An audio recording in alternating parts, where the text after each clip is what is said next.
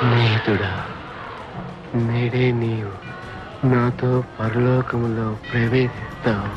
యేసుక్రీస్తు వారు సిలువలో పలికిన రెండవ మాట. అందుకు ఆయన వానితో, నేడు నీవు నాతో కూడా పరదైసులో ఉందువని నిశ్చయముగా నీతో చెప్పుచున్నాను అనెను. మీరు గమనించాలి, ఈ మాట యేసుక్రీస్తు వారు సిలువలో పలికిన రెండవ మాట. ఇతర మనుషుల గురించి ఆయన పలికిన రెండవ మాట. ఈ మాట ఆయన రెండవ దొంగ కొరకు మాట్లాడారు.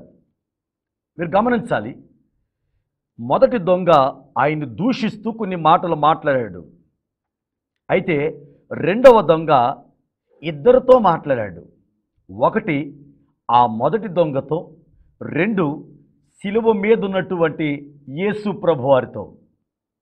దొంగతో 3 మాటలు, యేసు ప్రభువారితో 3 మాటలు మాట్లాడాడు. దొంగతో అంటున్నాడు, నీవు దేవునికి భయపడవా? నెంబర్ 1. మనకైతే ఇది న్యాయమే. నెంబర్ 2, ఈయన ఏ తప్పిదమును చేయలేదు. ఈ 3 మాటలు రెండవ దొంగ మొదటి దొంగతో మాట్లాడుతూ అతన్ని గద్దించాడు. ఆ గద్దింపులో ఆయన మాట్లాడిన ఆ మాటలో ఆయన దేవుడు అని గుర్తించి, ఆయన నీతిమంతుడని గుర్తించి మారు మనస్సు పొందినట్లుగా మనకు కనబడుతుంది. ఆ తరువాత ఈ రెండవ దొంగ ప్రభువారి వైపు చూసి, యేసు నెంబర్ 1 నీ రాజ్యముతో వచ్చినప్పుడు, నెంబర్ 2 నన్ను జ్ఞాపకం చేసుకొనుము, నెంబర్ 3 3 మాటలు మాట్లాడాడు. ఈ మాటల్లో ఈ దొంగలో పరలోక రాజ్యము కొరకైనటువంటి ఆకాంక్ష కనబడుతుంది, కోరిక కనబడుతుంది. ఈ మాటలు మాట్లాడినటువంటి రెండవ దొంగ కొరకు ఏ మాటలు? మారు మనస్సు కలిగిన మాటలు, పరలోక రాజ్యము కొరకు ఆకాంక్ష కలిగినటువంటి మాటలు మాట్లాడిన ఆ రెండవ దొంగకు సమాధానంగా పలికిన మాటే ఈ రెండవ మాట. నేడు నీవు నాతో కూడా పరదైసులో ఉందువని నిశ్చయముగా నీతో చెప్పుచున్నాను. ఎంత గొప్ప మాట! ప్రియమైన దేవుని బిడ్డలారా, ఆ రెండవ దొంగలో మారు మనసుంది, పరలోక రాజ్యము కొరకైనటువంటి ఆకాంక్ష ఉంది.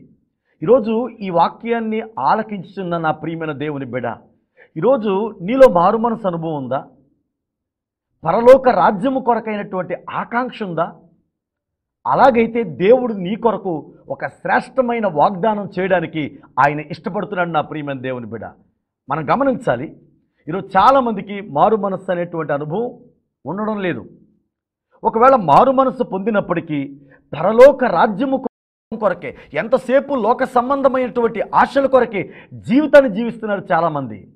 గమనించాలి, మారు మనస్సు కొరకైనటువంటి మాటలు, పరలోక రాజ్యము కొరకైనటువంటి ఆకాంక్ష, ఈ రెండిటి సంబంధమైన మాటలు ఎప్పుడైతే ఆ రెండవ దొంగ మాట్లాడాడో ప్రభు చెప్పారు, నేడు నీవు నాతో కూడా పరదైసులో ఉందు. దీని ద్వారా మనం నేర్చుకోవలసిన ఆజ్ఞ ఏంటో తెలుసా? మనము ఎవ్వరిని తృణీకరించకూడదు. అదే యేసు ప్రభు వారి స్థానములో గనక మనం ఉంటే ఏమంటామో తెలుసా? ఆ రెండవ దొంగ గురించి, ఆ చాలు, ఇప్పటిదాకా నువ్వు చాలా పాపాలు చేసేసావు, ఇప్పుడు ఆఖరిలో నువ్వు మారు మనసు పొందుకుంటే నీకు నేను రాజ్యం ఇచ్చేయాలా, ఆ పరదేశంలోనికి నేను నిన్ను చేర్చుకోవాలా అంటాం ఖచ్చితంగా. అంటే మనలో తృణీకరించే స్వభావం ఎక్కువగా కనబడుతుంటుంది.